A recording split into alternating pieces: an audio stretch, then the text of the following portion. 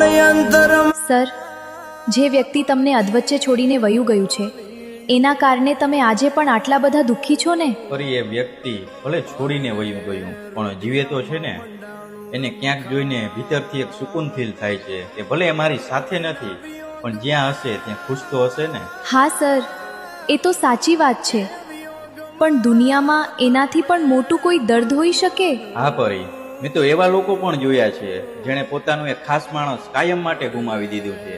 જેની સાથે આખી જિંદગી જીવવાની હતી એ વ્યક્તિ આજે આ દુનિયામાં જ નથી રહ્યું. તો એનો મતલબ કે માણસને સાચી કદર ક્યારે થાય છે સર? ફરી કદર ત્યારે જ થાય છે જ્યારે કોઈ વ્યક્તિ જિંદગીમાંથી નહીં પણ આખી દુનિયામાંથી વહી જાય. પછી ગમે એટલી આજીજી કરી લો કે ગમે એટલું રોઈ લો એ ક્યારેય પાછું નથી આવતું. એટલે જે પાસે છે તેને સાચવી લો, ક્યાંક પછી આખી જિંદગી અફસોસ ના રહી જાય. અરે ભીડાનો પાર નહીં